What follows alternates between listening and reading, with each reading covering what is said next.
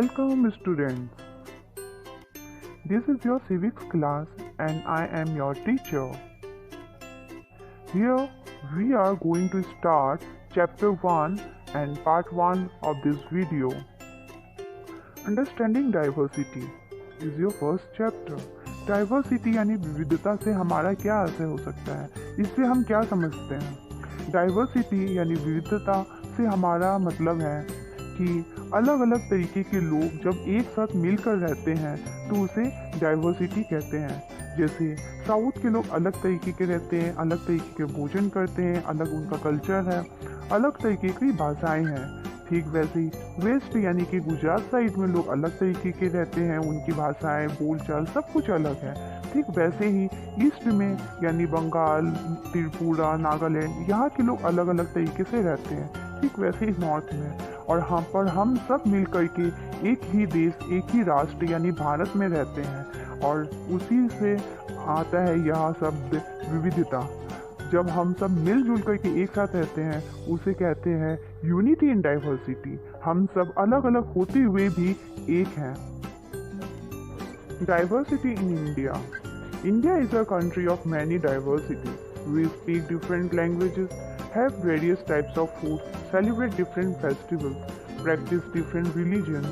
But actually, if you think about it, we do many things that are similar, except that we do them in a different way.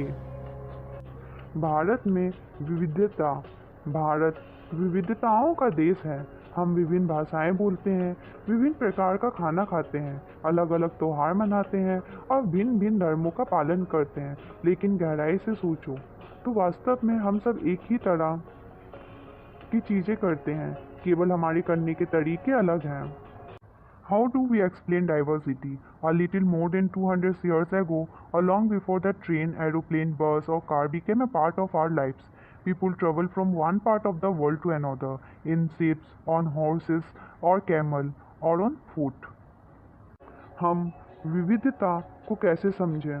करीब 200 वर्ष पहले जब rail, हवाई जहाज, बस और कार हमारे जीवन का हिस्सा नहीं थे, तब भी लोग संसार के एक भाग से दूसरे भाग की यात्रा करते थे। वे पानी के जहाज में, घोड़ों में या ऊँट पर बैठ जाते थे या फिर पैदल चलकर।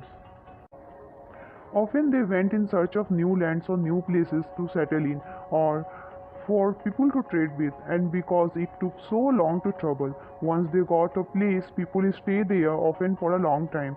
Many others left their homes because there were famines and drought, and they could not get enough to eat. Some went in search of work, while others left because there was a war. अक्सर ये यात्राएं खेती और बसने के लिए नई ज़मीन की तलाश में या फिर व्यापार के लिए की जाती थी। चूँकि यात्रा में बहुत समय लगता था, इसलिए लोग नई जगह पे अक्सर काफ़ी लंबे समय तक ठहर जाते थे।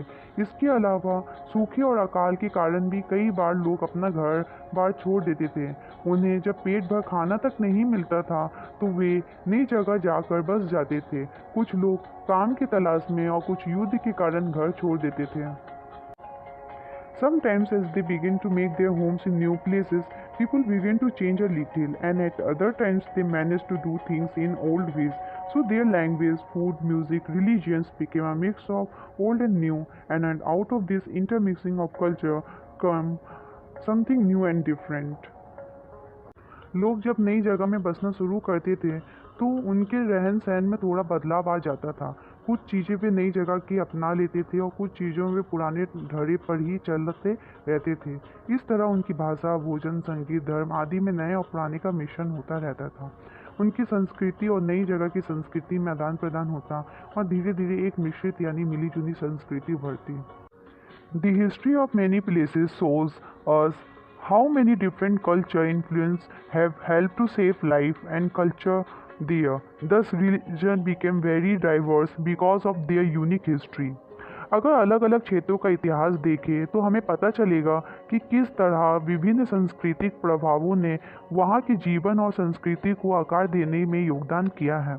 इस तरह से कई क्षेत्र अपने विशिष्ट इतिहास के कारण विविधता संपन्न हो जाते थे।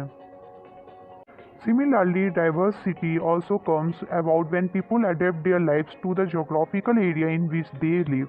For example, living near the sea is quite different from living in a mountainous area.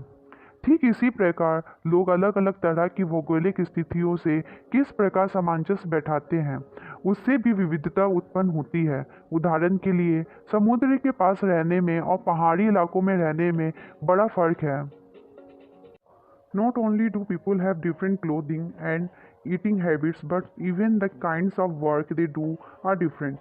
In cities, it is often easy to forget how closely people's lives are tied to their physical surrounding.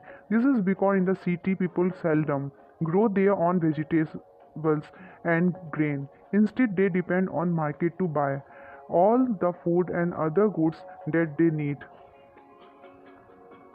न केवल वहाँ के लोगों के कपड़े और खान पान की आदतों में फ़र्क होगा, बल्कि जिस तरह का काम वे करेंगे वे भी अलग होंगे। शहरों में अक्सर लोग यह भूल जाते हैं कि उनका जीवन उनके भौतिक वातावरण से किस तरह गहराई से जुड़ा हुआ है। ऐसे इसलिए कि शहरों में लोग विरले ही अपनी सब्जी व अनाज उगाते हैं। वे इन चीज़ों के लिए बाजार पर निर्भर रहते हैं। This is end of this video. We will continue this chapter in next video. If you have any doubt, please let us know. We will try to clear your doubts in another video.